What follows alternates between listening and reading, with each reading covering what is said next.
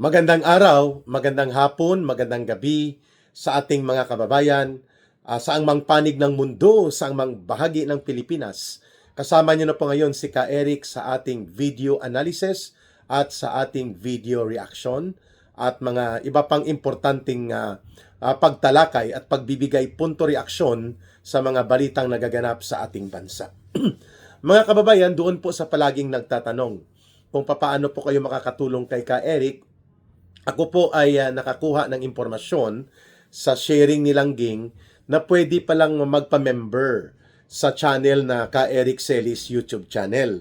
At yung mga medyo nahihirapan na magkaroon ng tuloy-tuloy na panunood sa mga video analysis at balitang talakayan ni Ka Eric, pwede po kayong magkaroon ng ads free. Ibig sabihin po wala ng ads o kaya ay very limited lang ang ads sa minimum po na halaga na 180 pesos per month. Pwede na po kayong mag-subscribe sa YouTube na parang minimum membership sa YouTube channel o kaya sa inyong YouTube Premium. That's number 1. Number 2, aside from the 180 pesos minimum monthly subscription na malamang ay mapupunta yan sa Google at kukuhanan niya ng portion para kay Ka Eric, pwede din po kayong maging membership promotion subscription. Halimbawa, bronze, mayroon palang silver, may gold. No? Ang bronze yata is nasa 250 pesos per month. Isang buwan na po, 250 pesos. Ang silver yata is 400 pesos at ang gold is 1,000 pesos. As far as I can remember. So yan po ay parang privileged membership sa channel na Ka Eric. Hindi na po kayo niyan magproblema daw ng ads. So ang equivalent niyan kung sa mga kababayan natin sa abroad, sa US at Canada, nasa around mga $4 no, or $5 per month. Isang buwan na po yon ay magiging member ka na. No? Ito binigyan ako ni Langging, no? Early access to new videos, 199 pag bronze member ka. 199 pesos, equivalent lang po yan sa mga $4. 4 US dollars. Ang mag-join ka lang, pindutin lang yata ang membership, tama Langging? Pindutin lang ang membership. Ito po pinapabasa ni Langging Pupots ang ang kanyang ano po ang mga payment nito na privilege. Magkakaroon ng early access to new videos, priority reply to comments, members only live chat, pwede po bahagi, member shout out, photos and status updates, may mga loyalty badge. Sa silver, 299 lang pala, no? 300 pesos. That's around $6 per month na po yon. Sa gold is 400 pesos lang pala ang gold.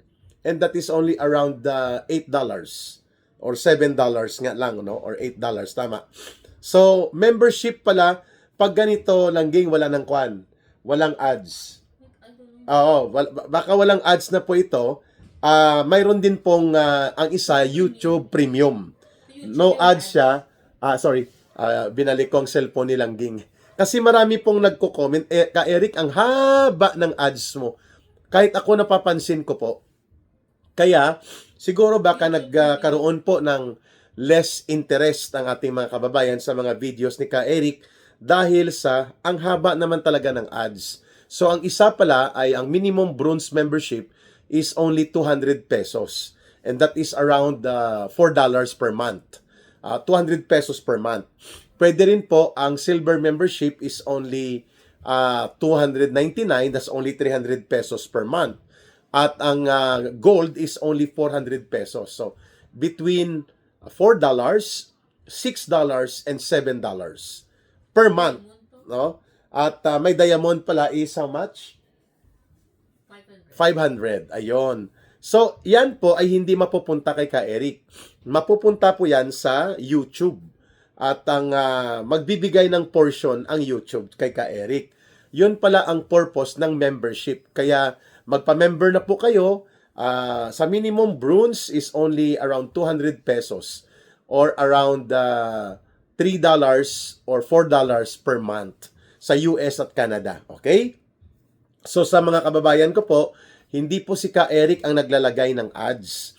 Yan po ay inilalagay ng YouTube mismo o ng Google company.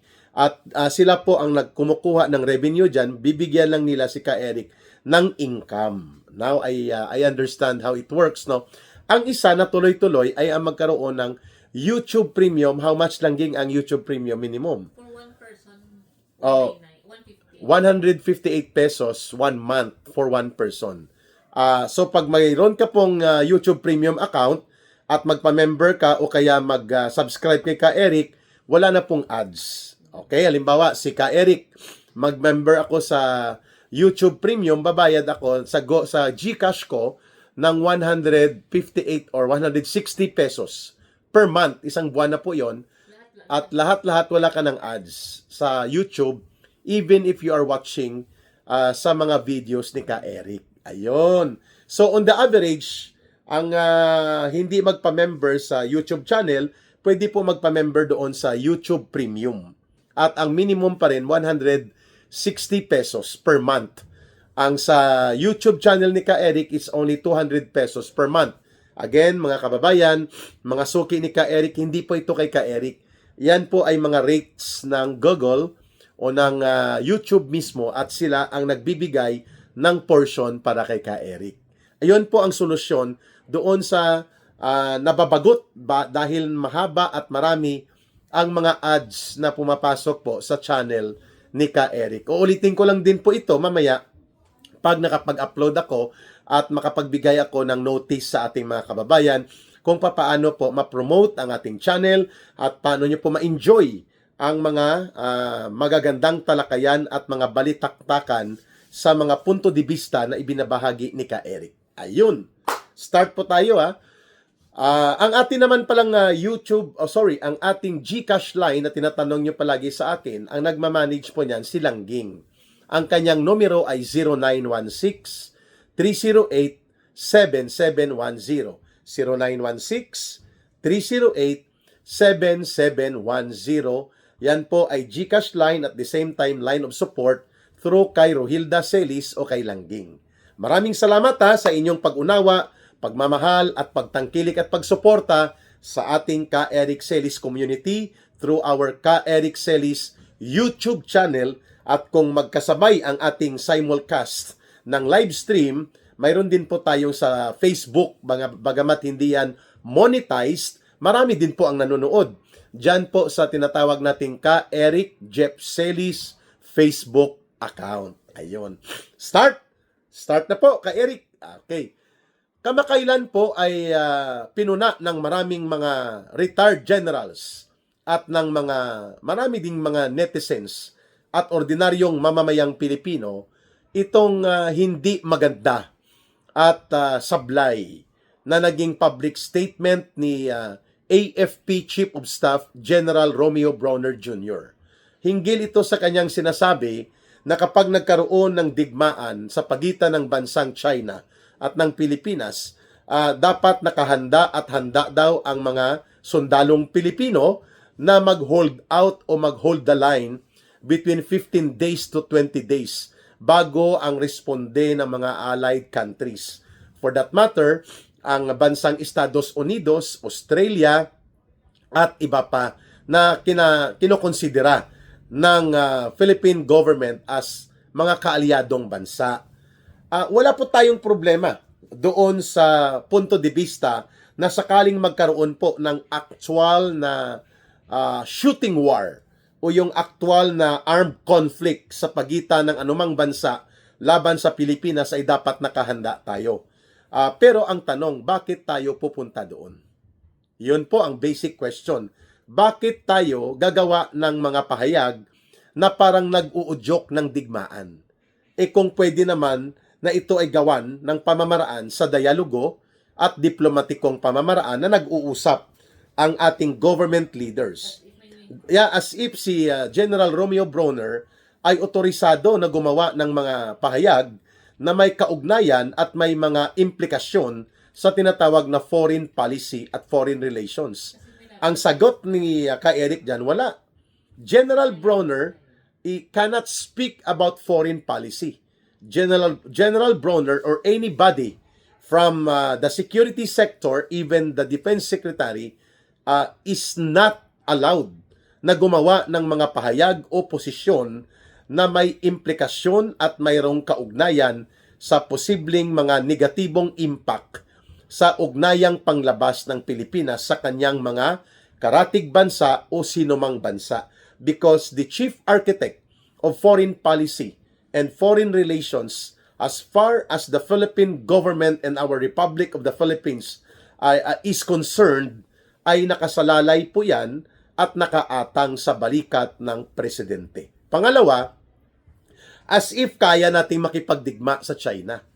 As if tayo ay handa at tayo ay may kapasidad na gumawa ng mga hakbang pangmilitar at mga hakbang hinggil sa armadong tunggalian sa bansang China. Hindi po kaduwagan ang pagiging bukas ang isipan upang kilalanin mo ang iyong kinakalaban o gustong kalabanin.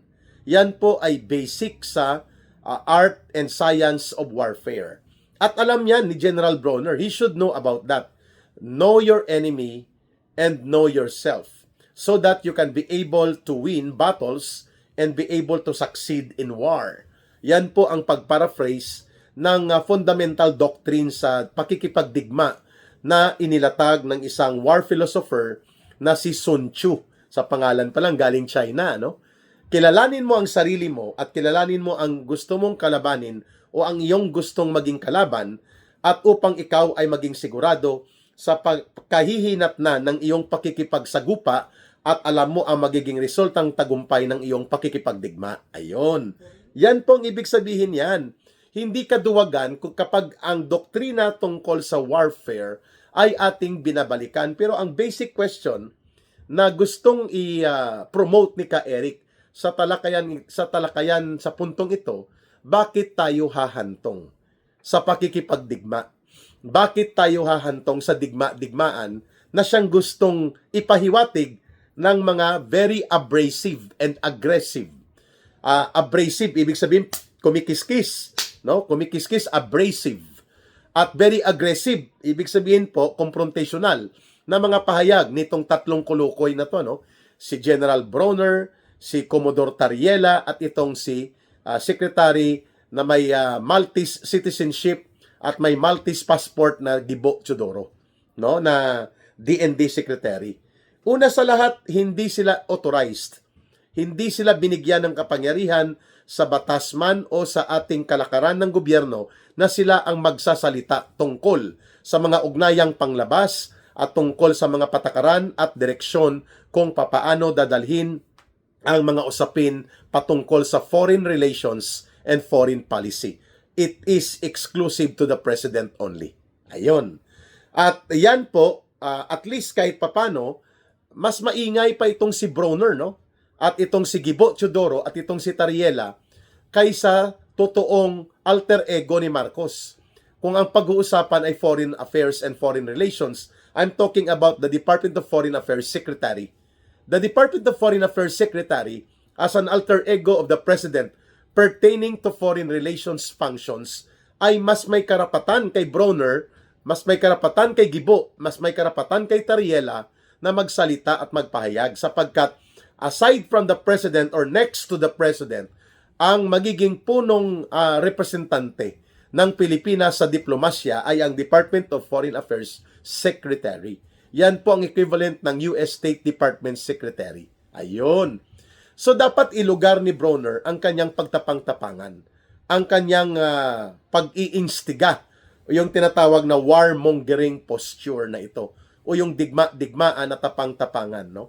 Huwag nating kalimutan na ang China po is the third largest military in the world. Pangalawa, ito ay second biggest economy.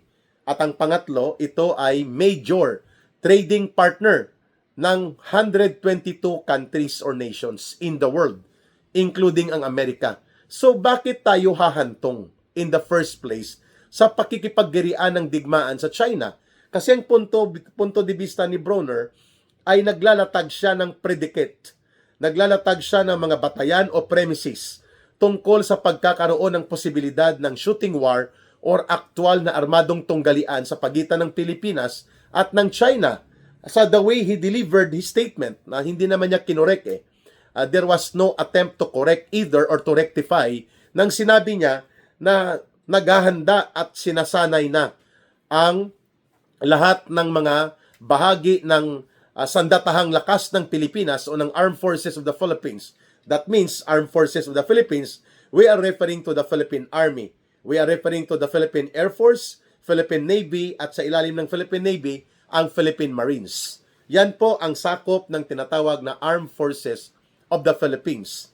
Aba, marami ako nakakausap na mga senior officers, colonel, senior colonel, ang iba general pa, na nagsasabi, malabo at malayo yung gimmick ni Bronner na yan, ka Eric.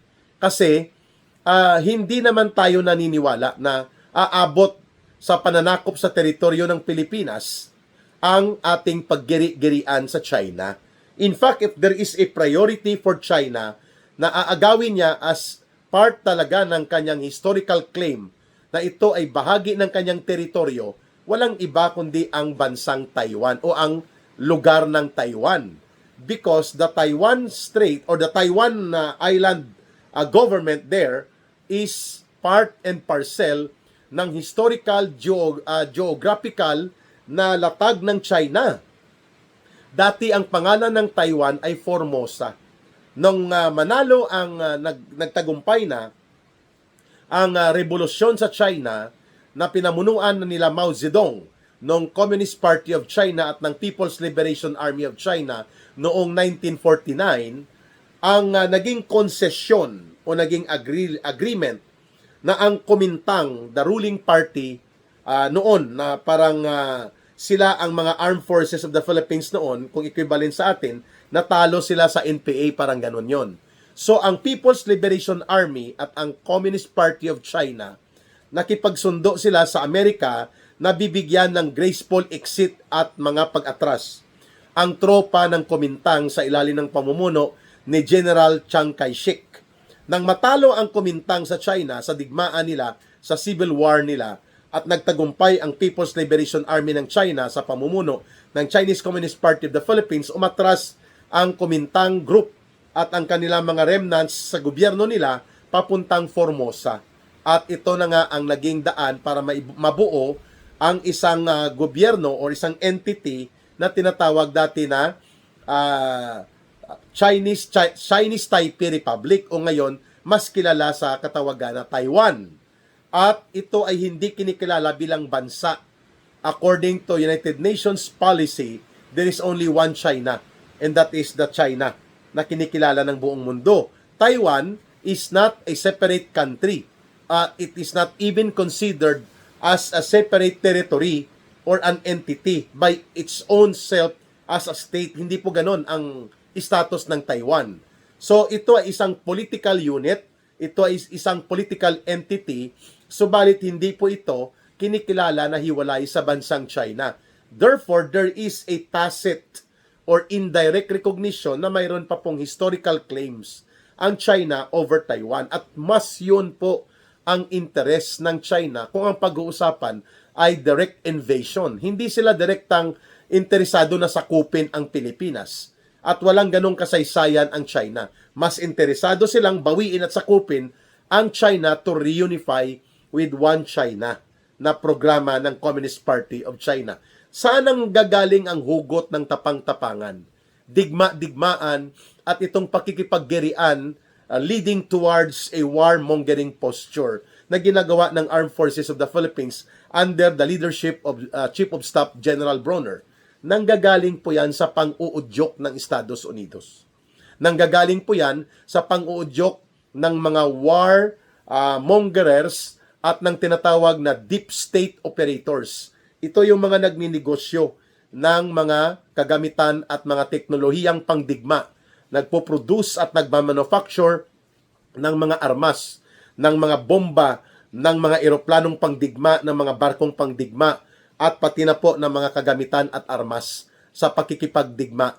Yan po ang tinatawag na war or yung tinatawag na deep state influence operators inside the US government. At syempre, kasabwat dyan, ang Central Intelligence Agency or CIA. Yung hugot ng mga tirada ni Gibo Teodoro, ang mga hugot ng tapang-tapangan at digma-digmaang postura ni Bronner at ng kanyang mga alipores sa AFP at itong si Tariela ng Coast Guard at kinokonsinti naman at pinapayagan ni Marcos nang gagaling po yan dyan sa instigation ng US war operators na tinatawag na deep state inside the US government. At yan po ay nanggagaling din sa issue ng korupsyon.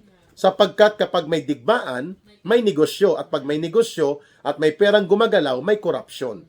In fact, hindi pa categorically sinasagot ni Ginoong Gibo Teodoro at ni General Bronner ang mga pagtatanong kung ano ang status nitong tinatawag na 15 billion projects na ibinigay sa AFP. Saan ito? Ano ang mga ito? Ito ba ay ghost o hindi? Ito ba ay napatupad? Ano ang status nito? Sapagkat napakalaking pundo po yung 15 billion pesos para hindi maipaliwanag nila General Bronner at nila Ginoong Gibo Teodoro at nang maintindihan mismo hindi lamang ng Armed Forces of the Philippines na mga opisyal at mga sundalo at pati na rin po ng mga bumubuo ng organisasyon ng AFP kung hindi higit sa lahat ng taong bayan, ng mamamayan. Ayan. So, pangatlong punto ni Ka Eric dito. Bakit pinapayagan ni Marcos ang pakikipaggerian, tapang-tapangan na diskarte na ito na ginagawa ni General Bronner sa pangungunsinti ni Gibo Teodoro at pati ang pakialamero at aroganting mga postura nitong komodor ng Coast Guard na si Tariela. They are not authorized and they should not be talking about foreign relations and foreign policy, much more if this involved already yung mga gerian ng postura sa pakikipag-ugnayan sa isang malakas na bansa na hindi naman dapat natin tinatrato na kaaway kung hindi dapat binubuksan natin ang ating linya ng komunikasyon at pinapasigla ang dialogo at lalo nating ini-improve ang ating diplomatikong pakikipag-ugnayan. The way ang mga bansa na may similar conflicting maritime claims in the so-called South China Sea issue, ang Vietnam, ang Thailand, ang Malaysia, ang Indonesia, ang Brunei, these countries have conflicting claims over some areas of the South China Sea. Subalit na nanatiling masigla at hindi digma-digmaan at hindi tapang-tapangan at hindi kiskisan ang kanilang ugnayan at pagtrato sa relasyon nila sa bansang China. And that is the reason why Marcos Jr. became isolated at naitsapwera at naging baluktot ang dating niya doon sa katatapos lang na ASEAN Summit or Southeast Asian countries leaders na nagtipon-tipon sa Malaysia sapagkat nagtalumpati siya na pinitik-pitik niya ang China at binastos-bastos niya ang China at sinasabi niyang binubuli tayo. Ang punto de vista, ang naratibo that we are victims of bullying ay narrative ng Estados Unidos. Yan po ay inuudyukan ang public opinion at inuudyukan ang buong mundo para palabasin ang China ay isang masamang bansa at ang Pilipinas ay binubuli at binibiktima. That is exactly the propaganda line. And that is exactly what we call IO. In the world of modern psychological warfare, ang tawag dyan IO. Information Operations. Mind conditioning, ika nga. Ang nangyayari na yan ay kinokondisyon nila Bronner, nila Gibo Teodoro, nila Tariela at ng Central Intelligence Agency at mga propaganda operators na pinupunduhan ng CIA at ng deep state operators ng US government para lumabas na ang Pilipinas ay binibiktima at kailangan nating manindigan at igiit ang ating soberanya. No! This is an issue wherein ang proxy conflict ng Amerika ay kanyang ipinapasa at ang kanyang ginagamit dito among other countries, Pilipinas sapagkat pumapayag si Marcos. At ang kanyang mga tauhan at taliporis kagaya ni Bronner, ni Gibo Teodoro na tayo ay magpostura as if tayo ay mga utusan at mga aliping sa gigilid ng Amerika na kung anong gusto nilang gawin sa IO or information operations sa psychological warfare at sa kanilang proxy war against China upang i-contain ang paglago at paglawak ng impluwensya ng China both militarily security-wise, economic and trade, tourism and investment, ay makukontain ng Amerika. Ayaw niyang may kakompetensya siya sa rehiyon ng Indo-Pacific at ng Asia-Pacific and Asian region. Yan po ang pinaka-agenda. And we are becoming more isolated because of all other countries in the region of Asia and Pacific, and even sa mga bansa, sa ating pinakakaratig na mga bansa sa loob ng rehiyon ng Southeast Asia, we are the only country na pumapayag na lumaglinya tayo at gamitin tayo sa mga proxy war propaganda and information operations ng Amerika. And doon po nang gagaling ang hugot ni Bronner sa kanyang digma-digmaan, tapang-tapangan at mga postura na nakahanda at naghahanda tayo ang ating sandatahang lakas para mag-hold the line sakaling tayo ay sakupin ng ibang bansa. Of course, with no other question kung kanino naka-attribute ang pitik na yon ng mga tapang-tapangan at mga abrasive and aggressive na mga postura ni Bronner. Nakapatungkol po yon sa bansang China. Ayon. Why would we go to the point na tayo ay magpostura ng tapang-tapangan at mag-imbita ng digmaan sa isang sitwasyon na walang kapanapanalo? Sa isang sitwasyon na hindi dapat mangyari at sa isang sitwasyon na pwedeng pagkakitaan lamang ng ilang mga general at ng ilang mga tarantadong opisyal ni Marcos. At ang pinakaklaro dyan, mga kababayan, ay malinaw na si Marcos, kapag nagkaroon po ng situation of war between China and the Philippines, pwedeng hindi magkaroon ng elections. Lagpas pa sa 2028 ay pwedeng mananatili at makonsolida ni Marcos ang poder. And that is exactly what happened to Ukraine. And that is exactly what we are trying to prevent na mangyayari sa atin ang nangyari sa Ukraine. Sa kanyang tapang-tapangan at digma-digmaan ng kanyang bulok na mga leader like si Zelensky, na kahit nag-uusap sana sila nila Vladimir Putin, ay kanyang itinulak ang isang negosyo na digmaan. O ano ngayon ang nangyari? After almost 3 years, ang bansang Ukraine, 60% ng kanyang mga lungsod at lugar devastated by war. Wasak. 1 million mahigit ng kanyang mga sundalo at mamamayan patay. At mahigit 3 million ng kanyang mamamayan tumakas o nagtatago, refugee sa sariling bansa sa Europa. At ano pa? At ang kanyang ekonomiya lugmok na lugmok at nakasalalay ito sa war support galing sa mga NATO fund na hindi naman dumating, 25% lang of what has been pledged to them ang dumating, at galing sa Amerika na gusto na ring putulin ng administrasyon ni Donald Trump itong negosyong gastos sa digma-digmaan ng Ukraine laban sa Russia. Yan din po ang mangyayari sa atin. Mas malubha pa, lalo na ngayon na nakikita natin kung gaano kalakas ang kapasidad ng China pagdating sa military and security capability at kontra sa atin, no? At ganun din po, no? Nakita natin hindi po makikipagdigma ang Amerika para lamang sa Pilipinas na kunwari binubuli-buli ng China. That is a narrative of information operation. But the US is not willing to go into a shooting war against China. Yan po malinaw dyan. Bakit tayo nagpapauto? At dahil lamang sa interes ni Marcos, hindi lamang sa pundo at hindi lamang sa poder, kundi interes niya rin na siya ay mananatili bilang presidente. Walang magaganap na eleksyon kapag nagkaroon siya ng war situation against China, at pwedeng siya ay mag-exercise ng mga dictatorial powers and emergency powers which are provided even to the point of declaring a state of martial law upang ihanda daw ang buong bansa sa pakikipagdigma na magaganap. Those are bases para magkaroon ng pagmonopolyo ng kapangyarihan at mananatili ang poder kay Marcos at kina Romualdez, at mawawalang saysay ang anumang mga investigasyon at reklamong pinaninindigan ng malawak na hanay ng mamamayang Pilipino hinggil po sa pandarambong at pangungurakot ng pundo ng bayan, lalo na ngayon ang sumasambulat na kahindik-hindik at kalunos-lunos na krimen ng mahigit 1 trilyon pesos na pagnanakaw at pangungulimbat sa kabanang bayan na naganap under the term of administration ni Marcos at nila Romualdez. Lahat na yan mabubura kapag nagkaroon po ng digma-digmaan si Marcos at ang mga alipores niya kagaya ni Bronner at nila Gibo Teodoro laban sa China. Pero sino po ang magiging kawawa? Ang mga ordinaryong sundalo. Ang kanilang pamilya, ang kanilang mga anak ay siguradong mauulila. At ano ang mangyayari kay Bronner?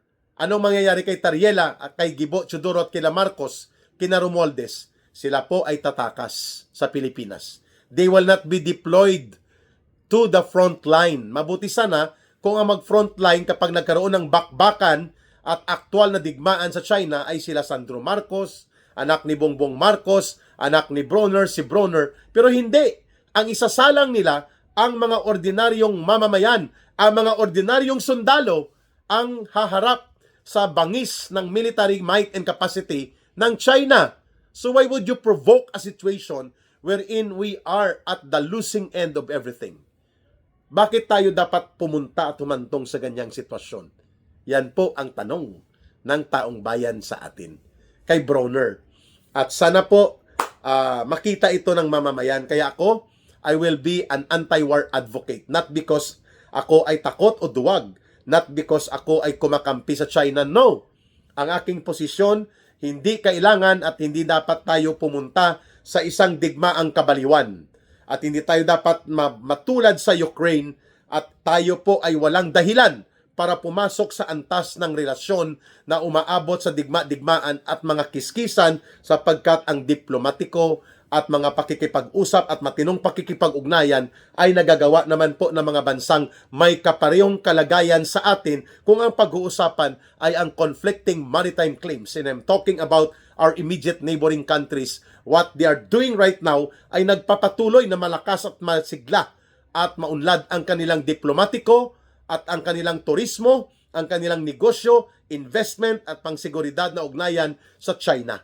And I'm talking about Vietnam, Malaysia, Indonesia, Singapore, Thailand, Brunei, and even ang mga iba pang karatig bansa like Laos and Cambodia. O bakit tayo lang? Bakit Pilipinas lang? Dahil tayo ay may isang presidente at may gobyernong umiiral sa ilalim ni Marcos at Romualdez na tuta at walang matinong kaisipan. Tuta sa Amerika at ang mga alipores ay mga tuta ng Amerika din kagaya ni Gibo Teodoro, ni Bronner at ng mga kabalahibo nila. At hindi totoong interes ng bansang Pilipinas at ng mga mamamayan ang binibit-bit nila. Ayan. Magbabalik po mamaya ang ating Ka-Eric Live. Alas 9:15 or alas 9:30 ng gabi. Monday to Sunday. I will try my best na maabutan po ninyo at maisagawa ko ang live stream sa Ka-Eric Celis YouTube channel at sa ating Ka-Eric Jeff Celis Facebook Live. Maraming salamat sa inyong pagtangkilik, pagsuporta, pagmamahal at pag-promote at pakikipagbigay ng tulong upang lumago at lumawak at sumigla ang ating viewership, ang ating subscription sa ating Ka-Eric Celis YouTube channel. Utang na loob po yan ni Ka-Eric sa inyo at ng aking pamilya. At susuklian ko po yan, kagaya nyo, ng tamang pagmamahal sa ating bansa at ng totoong advokasya at paninindigan para sa mabuting pamamahala, reforma at pagbabago at pagsusulong ng interes ng mabuting agenda ng mamamayang Pilipino. Mahalin natin ang bansang Pilipinas, walang ibang magmamahal nito, kundi tayo ring mga Pilipino. Para sa Diyos at sa Pilipinas nating mahal, may God bless everyone and may Allah will be with those who are Muslim brothers and sisters. Bye for now. Mag-ingat and see you again in the next video and live stream ni Ka-Eric. Maraming salamat.